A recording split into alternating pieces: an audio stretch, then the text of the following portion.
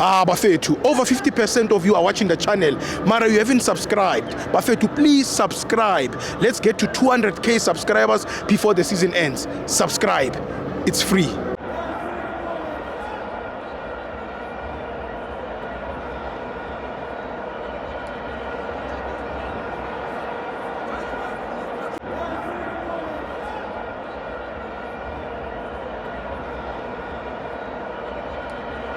Welcome to Amavens Watu TV. We're at the Outer Bar. It's the Petway Premiership, Kaizer Chiefs 3, Orbit College 1. I'm joined by Mfana Semnambiti. Kimang Stibo. Sasanda dog.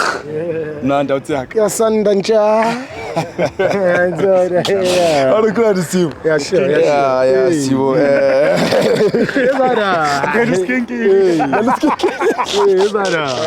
No, yeah, Stibo. Sibukele Kaizer Chiefs win 3-1. Yes. Today after a long time.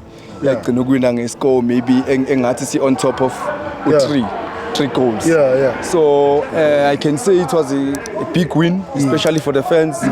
Kamukela na Good Friday, ujabule, umusha, uzalwe kabusha bese jikichi sizodliwe yabo.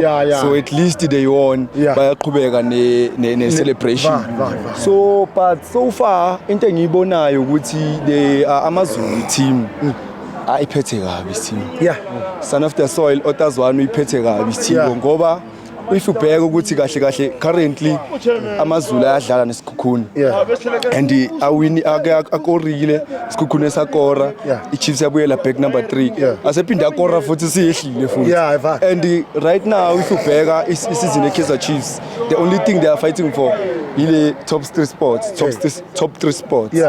So if ubheka baphumile kuNedbank Cup baphumile Confederation eCAF league, obvious, you can't say Kaizer Chiefs will win the league at the moment. Yes. And winning all the score is VAR.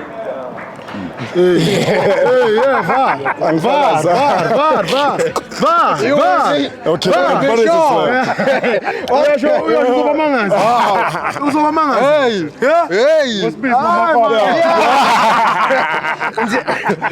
Bukela kudala.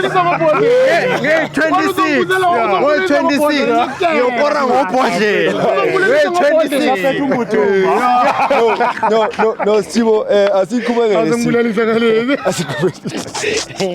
so Sibo ongakusho nje ukuthi vele abasekho we compete for league if you see kodwa maqali isizini vele everyone was saying Kaizer Chiefs can win the league if you akhumbula ukuthi badlala 3 games they won, they got all points kula first 3 games competing with Sekhukhune of which today inkulumo seyishintshile sekuthiwa now if we can get top 3 spots and I think that things still seyenze ama Kaizer Chiefs fans to say we can settle for anything.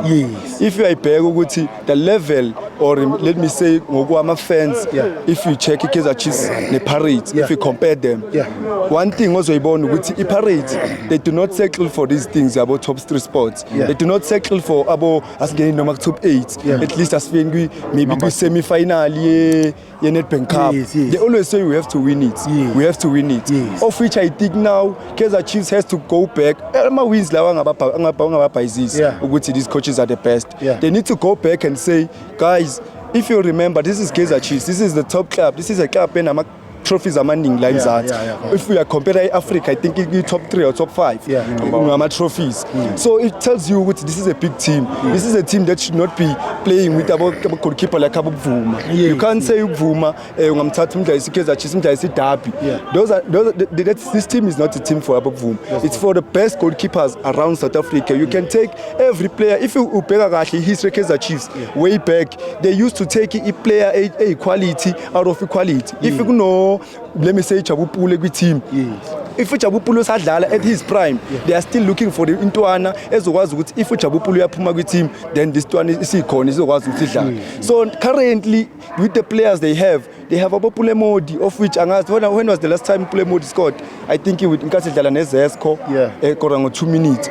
banama players afana nabo Five receiver bekungathuza kahle akasakori Yeah. sekunabo Lilepo ofithi player bekuthiwa iyazama up until now lokuthiwa iyazama Yeah. amagoli awafiki yabo but there are some quality players of which I think they need a proper coach. Yeah. These two coaches co-coaching lama translator lawo I don't think they are the coaches la kumele ucabanga ukuthi they can make these players our best. Yeah. If ubheka uplayer like uMdusha Balala, if angathola a proper structure yokudlala team yokudlala iball, you can see he can be maybe a contender kuma player of the seasons izinto ezikanjalo kuma CAF bengafaka kuma team of the round izinto ezikanjalo because this is Kaizer Chiefs, it's the biggest football club. Yeah, So it tells you ukuthi currently Kaizer Chiefs maybe you can say yes they won but inconsistency is in there. Even the starting 11 ubona ngaso sisodwa sikutshela izinto eziningi ukuthi this Kaizer Chiefs team ayinayo a proper starting 11 a proper coach abantu abangakwazi ukuthi uma bafakile ku team. For example maybe let me say PSG